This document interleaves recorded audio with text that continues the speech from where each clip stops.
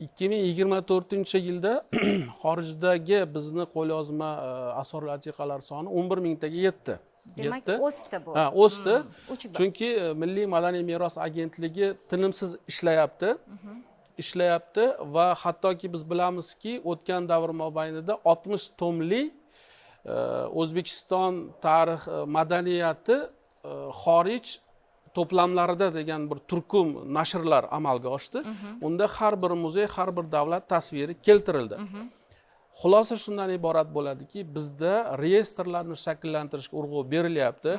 Yoqubjon birinchi fikrida Amerika bo'yicha aytdi-ku, bitta reyestr shakllantirildi. Amerikada mingdan ortiq mavjud qo'lyozmalar o'sha 13 ta muassasa miqyosida tadqiq qilingan bo'lsa, hozir shu reyestrlarni eng kamida 4 ta yirik reyestr shakllantirdi. Reyestr nima? Reyestr bu chet mamlakatlardagi qo'lyozmalarning nomlari, saqlanish joyi, ularning davri keltirilgan o'ziga xos kitob qo'llanma. Hozir bizda shularni 4 tasi bor. 2024-yilgi ma'lumotga tayanyapmiz. Orada 1 yil muddatda o'zgarishlar bo'lgan bo'lishi mumkin. 4 ta.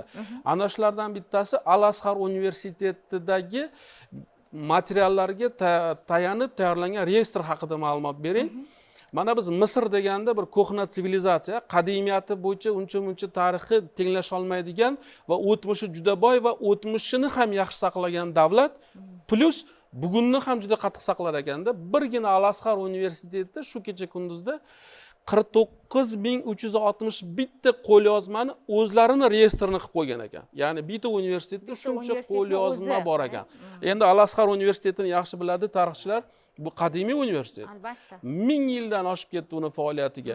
O'sha madrasa faoliyati boshlaganda Al-Azhar 20 yildan kutubxona ham qurilgan ekanda, 1000 yildan.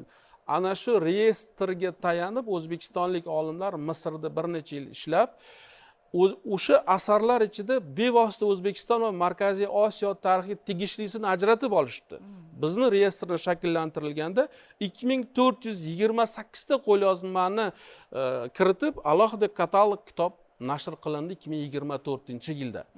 Ya'ni ketma-ket chet ellardagi bizni tariximizga tegishli qo'lyozma asarlarni, demak, reyestrlari olimlarimiz tomonidan shakllantirilyapti. Chet ellarda asosan qaysi davr saqlanadi? Yoqubjon to'g'ri aytdi, hamma davrga bor, lekin mana Rashidov aytgandek, Hindistonda Dehli kutubxonasida Imom al-Buxoriyni Al-Jami as-Sahihi saqlanadi. 9-asr. Yoki Italiyada Milan muzeyida 13-asrga oid Ibn Sinoni ivrit tiliga o'girilgan asari saqlanadi. Fransiyaning milliy kutubxonasida Mirzo Ulug'bek.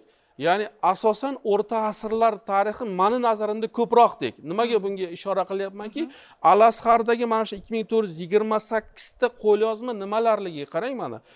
Al-Buxoriyni Al-Jami as-Sahih asarining 402 ta nusxasi.